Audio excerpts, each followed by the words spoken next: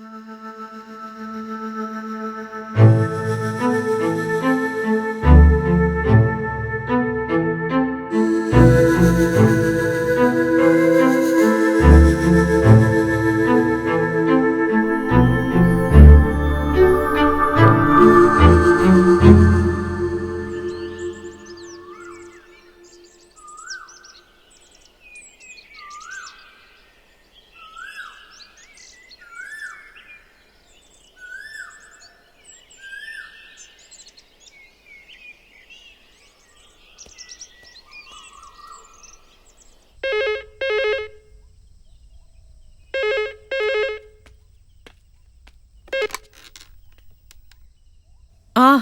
അമ്മച്ചിയോ?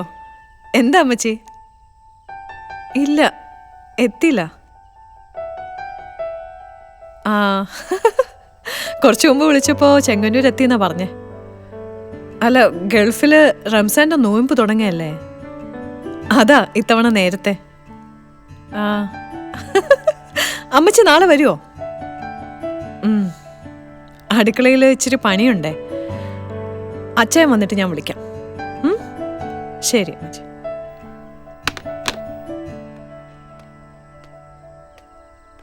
സീന, നീ അവിടെ എന്തെടുക്കുവാ? ഞാൻ പഠിക്കുക മമ്മേ. വാ തുറന്നാ കള്ളം, മൊബൈലായിരിക്കും.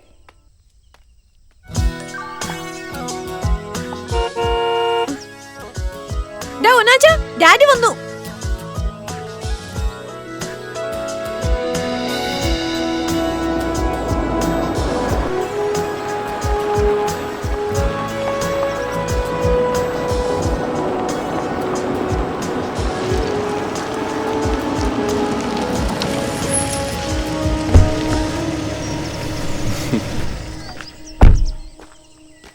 നീ അങ്ങ് കറുത്തു പോയല്ലോടാ. ആ അതിനിപ്പോ വീട്ടിൽ ഇരുന്നിട്ട് വേണ്ടേ, വെയിലത്ത് കളിച്ചു മറിയല്ലേ. ഡാഡി, എന്റെ മൊബൈൽ എന്തേ? കൊണ്ടുവന്നിട്ടുണ്ടടാ, നീ വാ. അതിന്റെ ഒരു കുറവും കൂടെ ഇവനേ ഉള്ളൂ.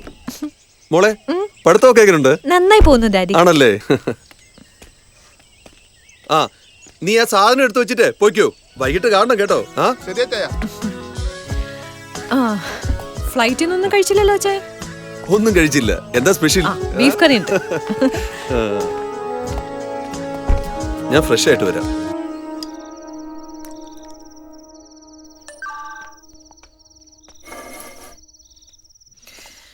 ഇരുപത്തിനാല് മണിക്കൂറിന്റെ ആ സാധനത്തിട്ട് കുത്തല പരിപാടി. ചാറ്റിങ്ങോ മെസ്സേജിങ്ങോ ആർക്കാണാവോ, കർത്താവിനറിയാം. പിന്നെ കർത്താവിന് ഇതല്ലേ പണി. ഡാഡി, എന്റെ മൊബൈൽ എന്തിയെ? ഞാൻ മേടിച്ചതാടാ, കൊണ്ടുവരാനങ്ങ് മറന്നുപോയി. കണ്ടോ, ചെറുക്കന് മൂക്കത്താ ദേഷ്യം. വന്നിട്ട് കഴിക്കാൻ നോക്കിയേ. എന്റെ പൊന്നുമോളെ, നീ ആ സാധനം മാറ്റി വെച്ചിട്ട് ആഹാരം എടുത്ത് കഴിക്കാൻ നോക്ക്. അച്ചായ, ഇപ്രാവശ്യമെങ്കിലും ഇവളുടെ കാര്യത്തിൽ ഒരു തീരുമാനം എടുക്കണേ. അപറാച്ചൻ എന്ന് പറഞ്ഞ കാര്യം എന്തായി? മമ്മിക്ക് എപ്പോഴും ഇത് എന്നെ പറയാനുള്ളൂ. എനിക്കിപ്പോ കല്യാണമൊന്നും വേണ്ട ഡാഡി, ജോലിയൊക്കെ കിട്ടിയിട്ട് മതി, ഞാനൊന്ന് മനസ്സമാധാനത്തോട് ജീവിച്ചോട്ടെ. ഇങ്ങനെയാണെങ്കിൽ നീ ഇവിടെ മൂത്ത് നടിച്ച് നിക്കത്തേ ഉള്ളൂ. അവൾ എപ്പോഴാന്ന് വെച്ചാൽ തീരുമാനിക്കട്ടെ, നമ്മളായിട്ട് നിർബന്ധിക്കണ്ട. ശരി, അങ്ങനെ ആയിക്കോട്ടെ. എന്തെങ്കിലും ആയാലേ ദയവ് ചെയ്ത് എന്നോട് ചോദിക്കല്ലേ. ഒരപ്പനും മോളും.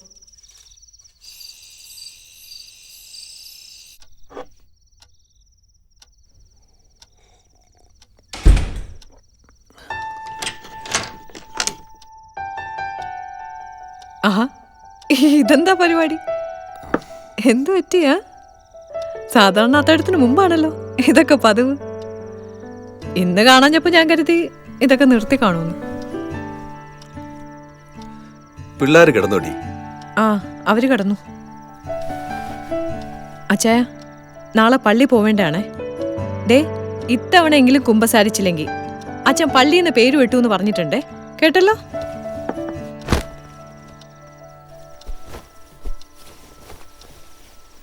ഒന്ന് നിർത്തിയിട്ട് ഒന്ന് കിടക്കിച്ചായ. നീ കിടന്നോടി.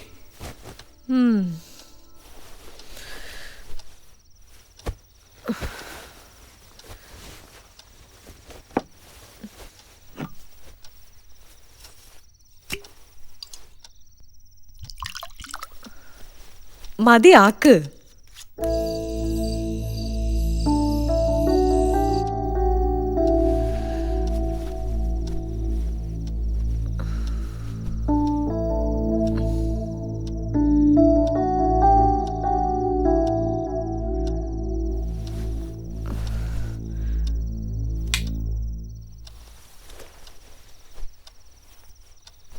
അച്ഛൻ ഉറങ്ങിയില്ലേ? ആ എന്തു പറ്റി അച്ഛാ? ഞാനൊരു കാര്യം പറഞ്ഞ നിനക്കെന്നോട് ദേഷ്യം തോന്നുന്നു എൽസി. എനിക്കൊന്നും തോന്നത്തില്ല. അച്ഛൻ കാര്യം പറ. ആദ്യം ഞാൻ കുമ്പസരിക്കേണ്ടത് നിന്നോട്. എന്നാലേ അച്ഛൻ എന്നോടല്ലേ പറയുന്നേ? എന്തായാലും അച്ഛൻ പറ.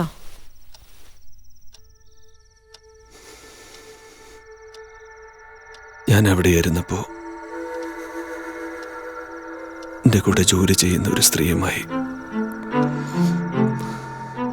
സംഭവിച്ചു പോയത്.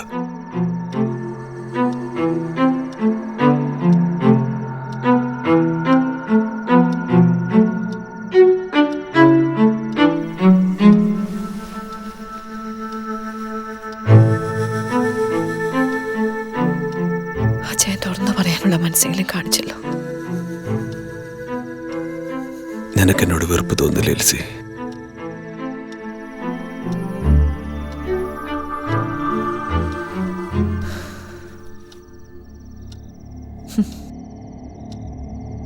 വേശ്യാസ്ത്രീയെ കല്ലെറിഞ്ഞ് കൊല്ലാൻ കൊണ്ടുവന്ന ജനത്തോട് ഈശോ എന്താ പറഞ്ഞേ?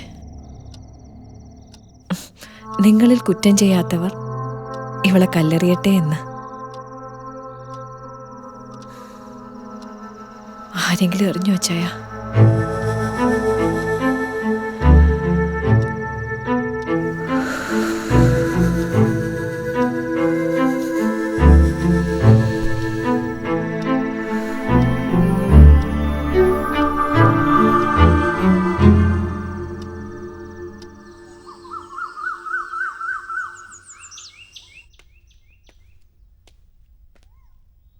നീ പള്ളി വരുന്നുണ്ടോ? എന്നാ പോയി റെഡിയാവ്. മമ്മി എന്നതാടി? മമ്മി ഡാഡി എന്തിയേ? ആ കടവിൽ നോക്ക്. ഞാൻ അവിടെയൊക്കെ നോക്കി, അവിടെ ഇല്ല. അല്ലെങ്കിൽ ആ കുഞ്ഞച്ചേന്റെ വീട്ടിൽ കാണും. പള്ളി പോവേണ്ടതാ. ഡാഡിയോട് പെട്ടെന്നൊന്ന് റെഡിയാവാൻ പറ. ഞാൻ കുളിച്ചേച്ചു വരാം. ശരി മമ്മി.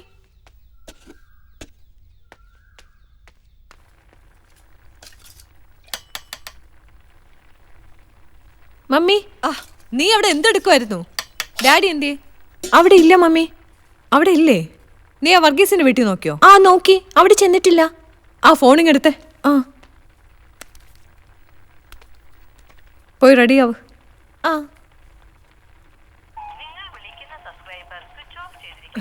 Switch off.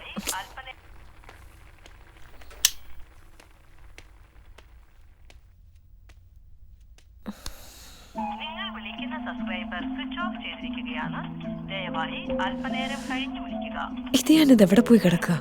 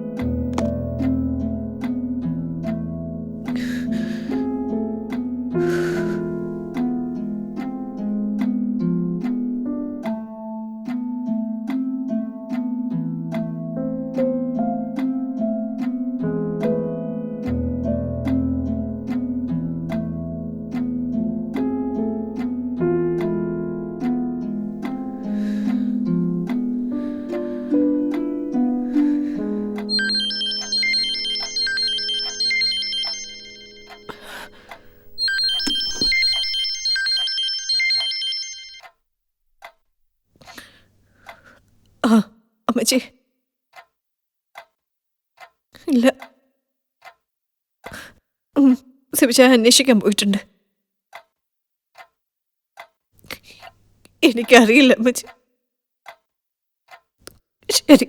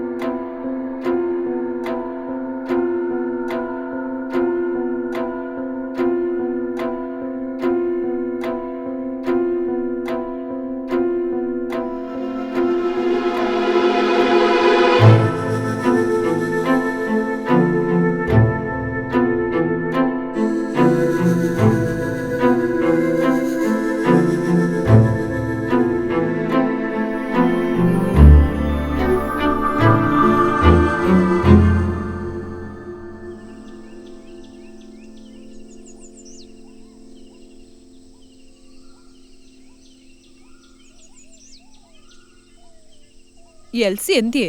അകത്തുണ്ട്.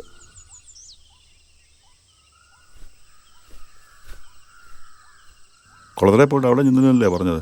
ഇപ്പൊ എന്താ ചെയ്യാൻ? അല്ല, ഇനി അന്വേഷിക്കാന്നിടത്തൊക്കെ നമ്മൾ അന്വേഷിച്ചു. ഇനി പോലീസിൽ അറിയിക്കുന്നത് നല്ലതെന്നാ എൻ്റെ അഭിപ്രായം. അതാ എൻ്റെ അഭിപ്രായം.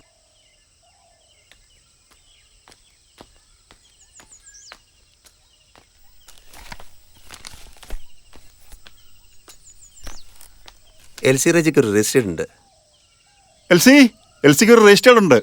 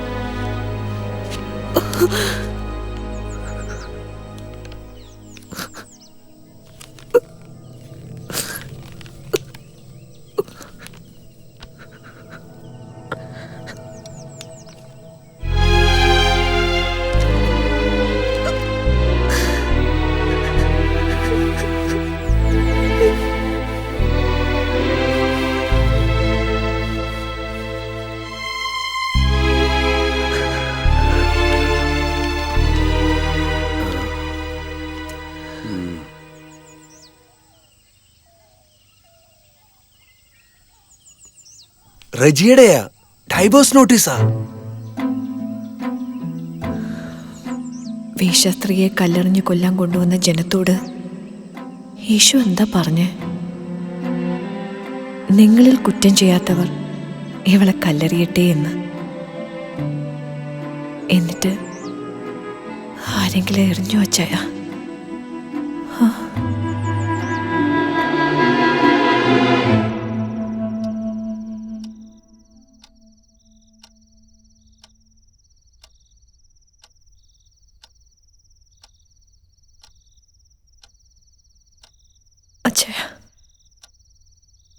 എന്താ എൽസി?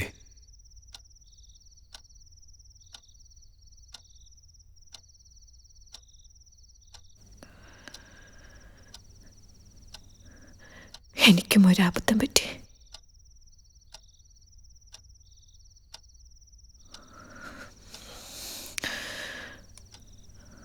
അച്ഛൻ അവിടെ ആയിരുന്നപ്പോ